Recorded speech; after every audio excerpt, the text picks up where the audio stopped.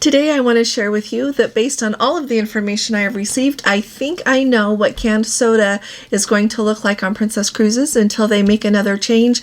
I've also got updates from some other ships, exciting news about ships coming online, and just some thoughts and things that I want to share with you and hear back from you. So much to talk about, so let's go ahead and get started.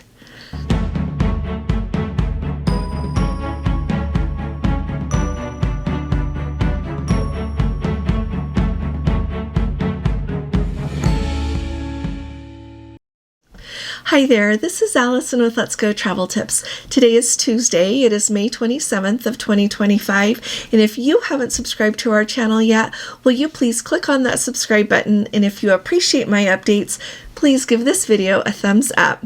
I want to start at the top just with a quick summation because if you've been following along with me or following Princess in the news and in the Facebook groups, you know that everyone is reporting in from different ships what's going on with canned soda on board the ships. So based on the information, what I experienced last week on the Sapphire Princess, as well as what I've heard from guests on other ships this week, I think that we know what's going to happen, and it is perfectly summed up in a letter that Princess gave to their guests on the Sky Princess this week. So we've got a Let's Go family member who boarded the Sky Princess this week, and laying on their bed there at embarkation was a notice that informed them. It says that if you've got the Plus or the Premier package, you're going to have to pay if you want a can of soda. You can have the fountain soda, have as much as that as you want, but if you want a canned soda, you're going to be paying for it. However, if you have that soda package that includes the soda for now, the soda, the mocktails, the smoothies, and some of the fruit juices, you get to have all of the canned soda that you want for no extra charge. Now, some people are going to want to book that soda package instead of the Plus package. So my best advice to you is really weigh out what it is that you like to drink when you're on a cruise. Weigh out how much your Wi-Fi costs, include your gratuities, and then you can make the best choice for you. If you've got questions about it, put it in the comments, and please let me know if this change with canned soda makes a difference in whether or not you're going to get the Plus or Premier package, whether you're going to get the soda package, just if it really impacts what you're going to be doing on your cruise. So thanks for popping that in the comments. I look forward to reading those notes.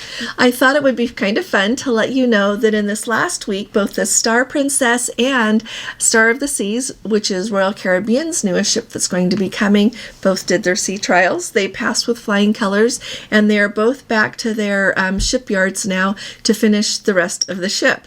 I am really excited. You know that we are excited to go on the Star Princess inaugural. That inaugural was originally scheduled for August 4th of 2025 this year, and they moved it back, so now it's going to be on October 4th, and it's going to be a round trip sailing from Barcelona. We are very excited to go, and it will be really fun to see Star of the Seas as well. Star of the Seas is coming out a little bit earlier. She is going to take her very first guest on a 3-night sailing on August 20th. And then they'll be following up with their other inaugural sailings as well. But it's really exciting to me to see brand new ships coming online. I'm really excited to see the Star Princess, see what the differences are, because they have said that there are going to be some differences between the Sun Princess and the Star Princess, as well as comparing their similarities. So stick with us, subscribe, and come along with us because we'll take you with us. Next up, just a couple of updates, and the reason that I tell you about these is not just because you're going to be on that ship this week, but I just like to let you know what's happening so that if these things happen on your cruise, you're not surprised.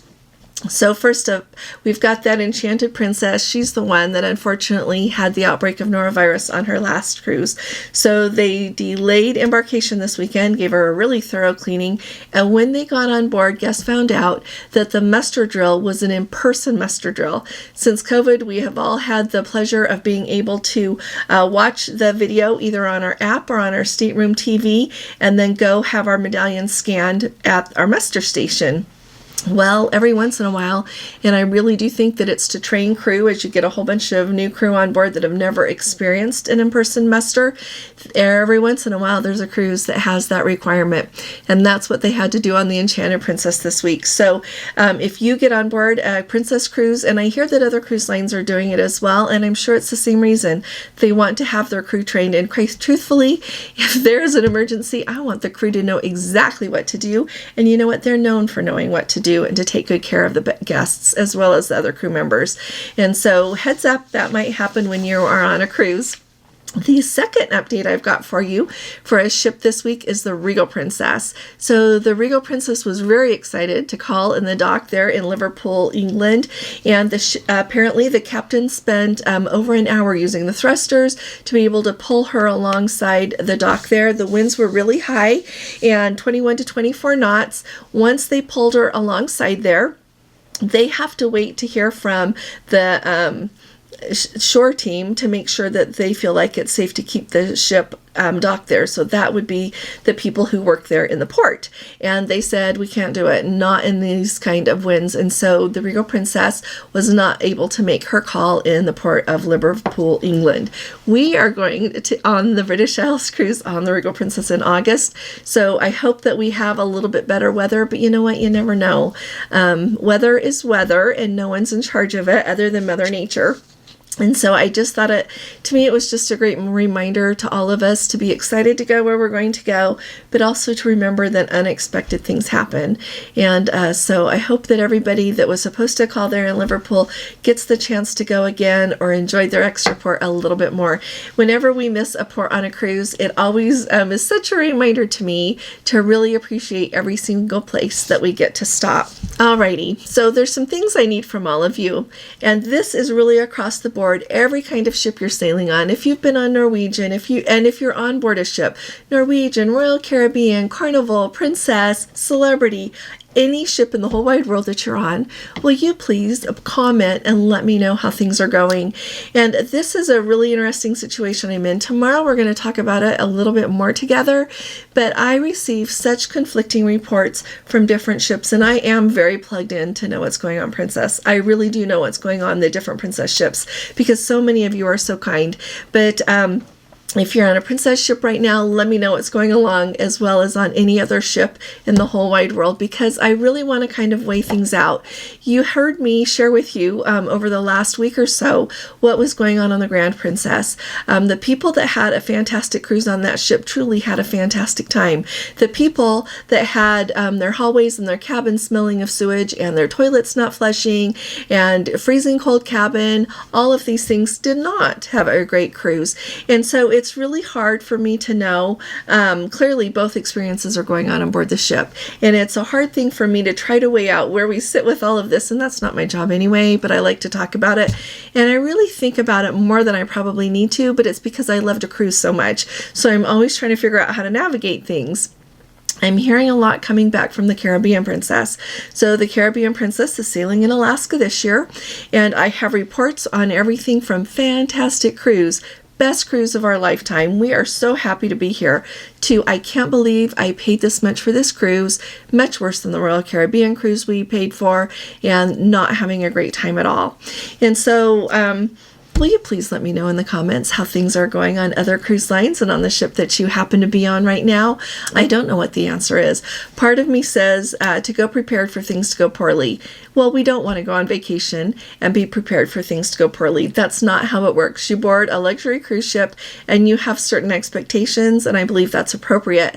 And so I think we need to figure out a better way to navigate and a better way to be heard when things aren't going well. So I kind of want to open the door to that conversation, and I would really like to have you all join me with it, and then we'll just talk about it a little bit more. But truly, there is so much good to talk about with cruising on any cruise line, and there are hard times that I can't quite equate in my mind how to take care of. I'm not in charge of making anybody's situation right, but I wish, I don't know, help me out with this, okay? Tell me what we should be doing to support each other better, or if we should be doing anything to support each other better. I don't know. It's my nature to try to take good care of people. So I'll look forward to reading your comments, and I'll look forward to talking to you here again tomorrow. Thanks for joining me. I'll be talking to you all again really soon. You all take really good care. God bless you. Love you. Bye-bye.